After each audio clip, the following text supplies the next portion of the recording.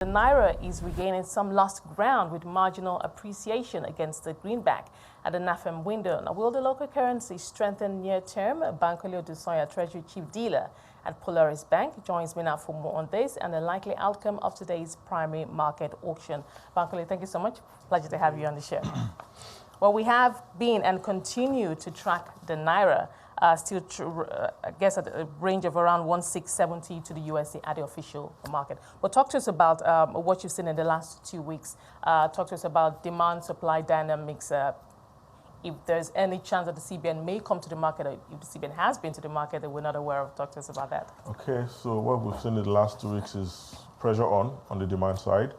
Going into the end of the year, it's not abnormal at all. A lot of companies and individuals would like to close out obligations that they had held, from mid-year, thinking that rates would stabilize or strengthen, Naira will strengthen. But what is happening right now is that demand is on, and then the central bank is likely to come into the market, either by way of retail Dutch auction or to come to a conclusion on the retail.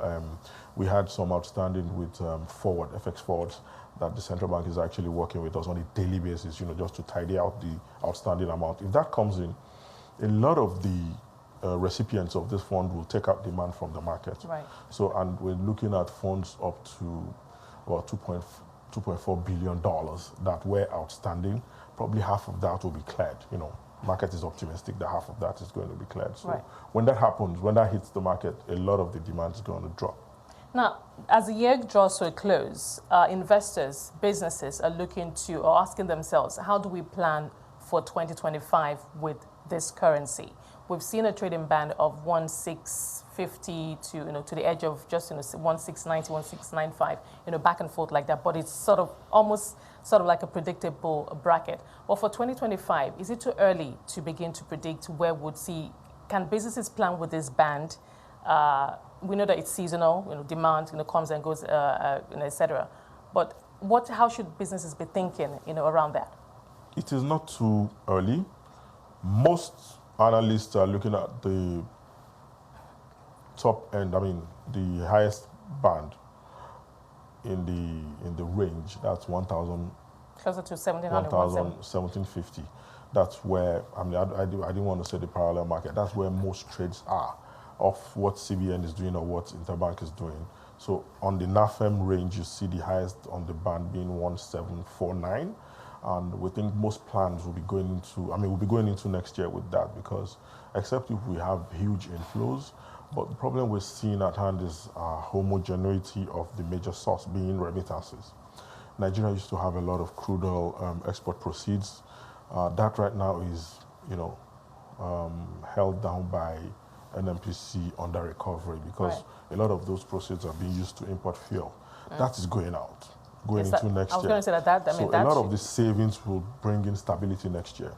We're not going to likely see strengthening of the Naira to say 1,000 or maybe 1,400, but we believe that stability will happen because of the savings we're going to see from subsidy removal and clearing of outstanding FX forwards. Right. Well, let's leave the Naira. I don't want the whole conversation to take up with the Naira. Let's talk about yields at the fixed income market, primary market auction today. Talk to us about that. Where we're seeing yields in the last 2 weeks. Yes, we've seen a spike in yields on the 1-year instrument from 20% discount to 23% discount. Going into this auction, the system is not very liquid. 610 billion instruments maturing today. The DMO wants to mop up that funds because they are also aligned with the Monetary Policy Committee in tightening and also incentivizing holding of Naira assets. So if we're thinking 22.5 discount at 29% effective yield, that attracts more FPIs. And if you need proof, you can see the movement on the external reserve from June to date. We are currently at 40.2 billion. As at June 30, we're probably at 35, 36 billion. And that's going to continue to next year, because it seems the central bank is already preparing for 2026, 2027 pre-election year, buffering up your external reserve to the extent where your ratings are positive. And then in lending, you're not lending at double digits, like we saw with the NMPC Afro-Exim loan, which was in excess of 11%. We've seen domestic dollar bond being offered at 9.75. Going into next year, with U.S. Fed rates likely to be lower, we could borrow sub 9%. It's a possibility. And that takes me to my next question. I was going to ask you about, because we know the president has sent over the medium-term expenditure framework and fiscal strategy paper to the National Assembly. 2.2 billion is what the government is planning to borrow in external loans and 1.7 billion in Eurobond issuance. So that, I guess, ties in with what you just said. But when would be a good time for, for us to go into the market? I know there's still a long, couple of months to go, but what are you seeing? Post-Trump assuming office January 2021, 2025, we would expect that Nigeria does not borrow in H1. We would like to see about 2 or 3 actions of the FOMC in the US Fed, to see how low the rates will go before we then start, incentivizing investors who are likely to reduce, take more risk by coming to sub-Saharan Africa to get, let's say, 8.759% compared to where rates are right now. Nigeria is rated at 9.75 for a 5-year instrument. We saw that ETI came out at 10.125.